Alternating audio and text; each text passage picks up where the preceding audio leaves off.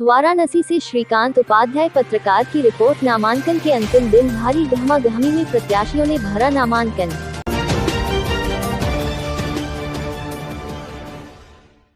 जिलाधिकारी ने सुरक्षा व्यवस्था का लिया जायजा। वाराणसी के जिला मुख्यालय कचहरी परिसर में नामांकन दाखिल करने का अंतिम दिन रहा। भारी गहमागहमी के बीच विभिन्न राजनीतिक दलों के प्रत्याशियों ने नामांकन दाखिल किया। इस दौरान जिलाधिकारी ने सुरक्षा व्यवस्था का जायजा लेते हुए सुरक्षा को सख्ती से पालन करने का निर्देश भी दिया। तो वही नामांकन करने पहुंचे अपना दल निषाद पार्टी के सेवापुरी विधानसभा प्रत्याशी नीलरतन सिंह पटेल उर्फ नीलू ने मीडिया से बात करते हुए कहा कि मैं भारतीय जनता पार्टी के निशान पर चुनाव लड़ रहा हूं। यह मुझे दूसरी बार सेवापुरी के जनता की सेवा करने का अवसर मिला है। निश्चित तौर पर हमारे शीर्ष नेतृत्व ने मेरे ऊपर जो भरोसा जताया है उसे कायम रखते हुए जनता की सेवा करने का कार्य करूंगा। तो वहीं हरीश मिश्रा उर्फ बनारस वाले मिश्रा जी ने ओवैसी की पार्टी AMIM से उत्तरी विधानसभा सीट के लिए नामांकन करने के दौरान मीडिया से बात करते हुए बीजेपी पर जमकर बरसे। वहीं दूसरी ओर अन्य राजनीतिक दलों के प्रत्याशियों ने भी मीडिया से बात करते हुए अपने चुनाव लड़ने के मुद्दों के बारे में बताया। हरीश मिश्रा है, मुझे बनारस वाले मिश्रा जी कहते हैं और आज मैं AIM का प्रत्याशी 388 उत्तरी विधानसभा बतौर आज मैं अपना नॉमिनेशन करने जा रहा हूँ। बनारस हिंदू मुसलमान और सिख और ईसाई का पूरा एक मोहब्बती शहर है। हम लोग नफरत के खिलाफ जो लड़ाई लड़ रहे हैं उस लड़ाई को एक कदम आगे बढ़ाते हुए हमारे जनाब बैरिस्टर असदुद्दीन ओवैसी साहब की पार्टी AIMIM के तहत आज हम लोग नॉमिनेशन करने जा रहे हैं।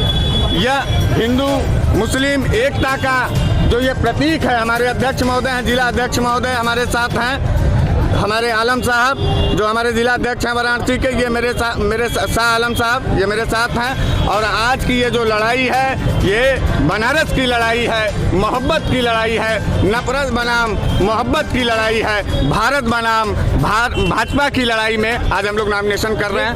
ये विचार कहाँ से आया? आप अभी कांग्रेस में भी अचानक आपका विचार इस तरह से आया? नहीं, हम लोग विपक्षी दल के लोग हैं। भाजपा से लड़ाई है, भारत के साथ रहने वाले लोग हैं। सीधे सीधे एक बात मैं कह रहा हूं कि भाजपा बनाम भारत की लड़ाई है। इसके खिलाफ हम लोग चुनाव में अपनी भागीदारी कर रहे हैं। हम आज अपनी नॉमिनेशन करने जा रहे हैं और बाबा विश्वनाथ और अल्लाह ताला के आशीर्वाद से हम लोग 388 उत्तरी विधानसभा में भारी बहुमत से जीतेंगे। और बनारस आपको नाराजगी क्यों है इतनी? भाजपा से नाराजगी क्यों है इतनी? पूरा उत्तर प्रदेश नाराज है। लेकिन मिश्रा जी बात की जाए तो जिस कमजोर कर रहे हैं, बात कर रहे थे, कांग्रेस के लिए बात कर रहे थे, आज इस पार्टी से आपने नामांकन किया, क्या मतलब आपकी? नहीं, कांग्रेस पार्टी ने जो भी कैंडिडेट दिया वो आंदोलन में नहीं था, बनारस की आवाज पर नहीं था, बनारस के सड़कों पे नहीं था। हम लोग बनारस की आवाज और बनारस के सड़कों को लेकर के लड़े हैं, बनारस और बनारसियत के सवाल पर लड़े हैं। कांग्रेस पार्टी इसमें फेल नजर आई, इसलिए असदुद्दीन ओवैसी साहब ने मुझे अपना विश्वास जताया मेरे ऊपर, मुझे अपना टिकट दिया और हम जा रहे हैं नॉमिनेशन करने। लड़े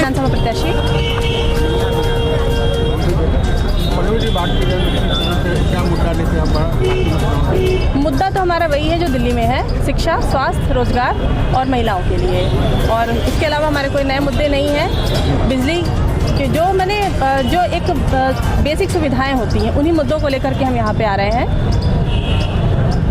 क्या रहेगा, क्योंकि ये सारे प्रत्याशी यही बात जी सारे प्रत्याशी बोल रहे हैं, लेकिन देश को आज़ाद में 75 साल हुए, किसी ने किया नहीं। और ये कायाकल्प सिर्फ 7 सालों में हमारे मुख्यमंत्री श्री अरविंद केजरीवाल जी ने किया है।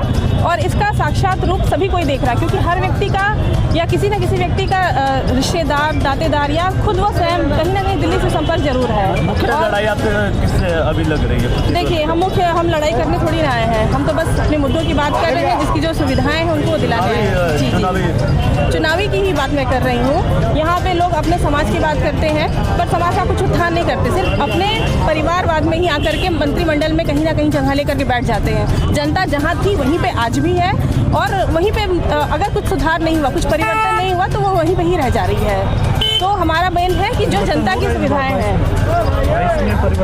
बिल्कुल होंगे, क्योंकि हमारी ही नकल करके अभी सपा ने कह दिया है कि बिजली दिखा देंगे। जब उनकी सरकार थी तो रात के समय पे बिजली आती थी। ऐसा नहीं है कि अखिलेश जी को या सपा की सरकार नहीं थी या बसपा की सरकार नहीं थी तो उन्होंने इन मुद्दों पे क्यों नहीं बात की।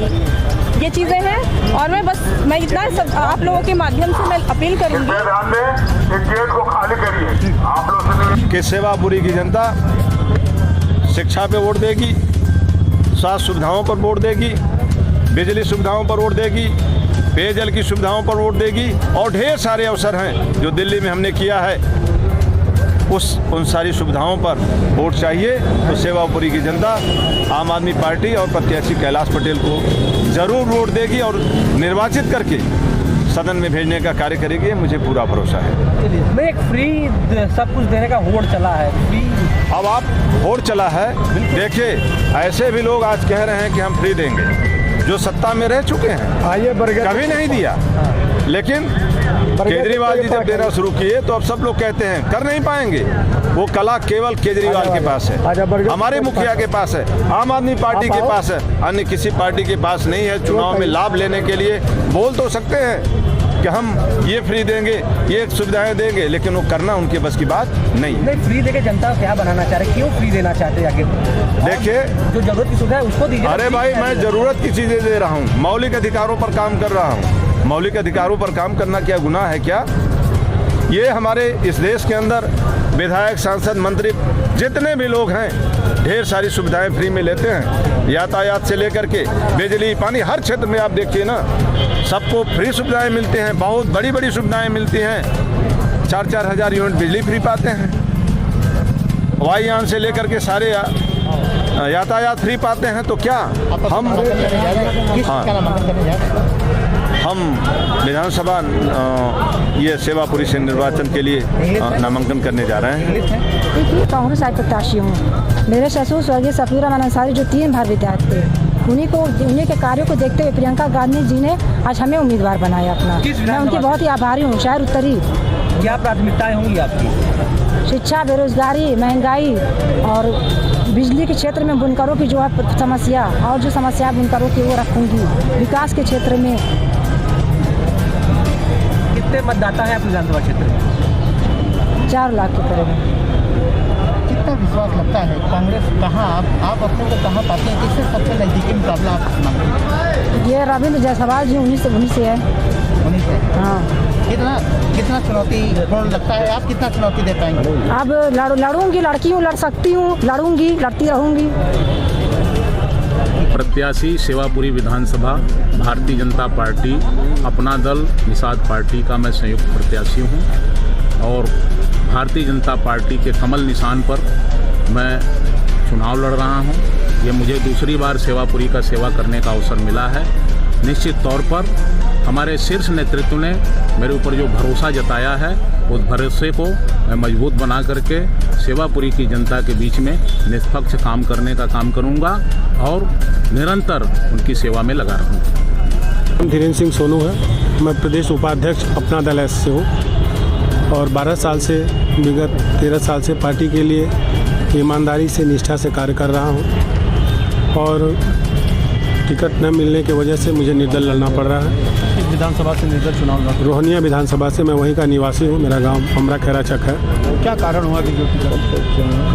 अब ये तो राष्ट्रीय नेतृत्व बताएगा। मैं तो दिन रात पूरे अपने रोहनिया विधानसभा में हमरा, लठियाँ, ओढ़े, भदौर, देलना, खुशीपुर, रमसीपुर, हरिहरपुर, गोविंदपुर, कुलासपुर, घाटमपुर, पिड़कड़ी, मजियार, जगरदेवपुर, रामपुर, काशीपुर, गौरा, देवरा, निदूरा, सारे गाँव में पब्लिक में, जनता में दिन रात उनका सेवा करता हूँ, सेवक उनका हूँ।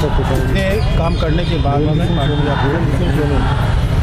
अब ये पार्टी का अपना पर्सनल निर्णय है। मैं तो ईमानदारी और निष्ठा के साथ फिर अब चुनाव मैं जनता का सेवक हूँ, जनता का सेवा किया हूँ 12 साल से। जो भी प्रत्याशी वहाँ लड़ रहा है वो कभी एक दिन भी रोहनिया में नहीं आया। क्या भविष्य में आप आगे पार्टी में खड़े रहेंगे? पार्टी का जैसा निर्णय होगा, अभी तो तत्काल मैं चुनाव लड़ने जा रहा हूँ और जो जनता का निर्णय होगा उसको मैं सम्मान करूँ। देखिए, खुशी तो बहुत है, लेकिन सबसे बड़ी मेरी जिम्मेदारी है। जिस प्रकार से हमारे परम श्रद्धेय माननीय राष्ट्रीय अध्यक्ष श्री अखिलेश यादव जी ने मुझे एक जिम्मेदार कार्यकर्ता समझ के कैंट विधानसभा की जनता का किल्लत देखते हुए मुझे ये जिम्मेदारी सौंपी है। ये जिम्मेदारी सौंपी है कि मैं जो 30 साल से ये परिवारवाद चल रहा है कैंट में, उस किले को भेज सकूं।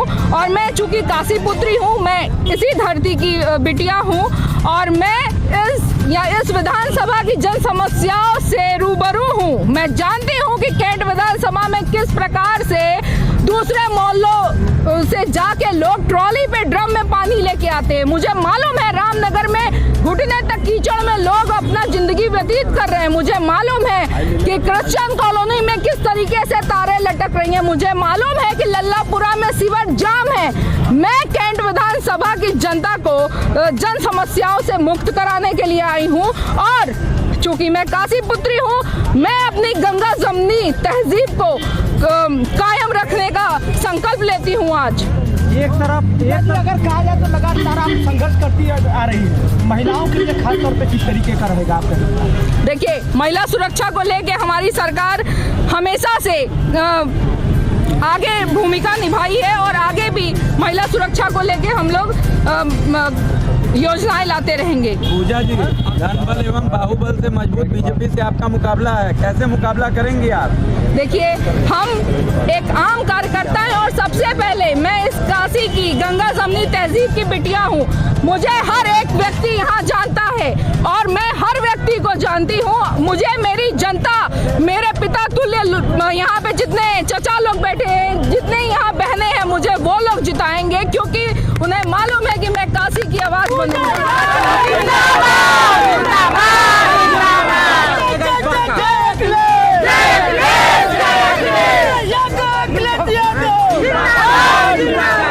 मुद्दा क्या रहेगा इस बार? चुनावी मुद्दा क्या रहेगा? देखिए, चुनावी मुद्दा, जनता किल्लतों में जूझ रही है कैंट विधानसभा की।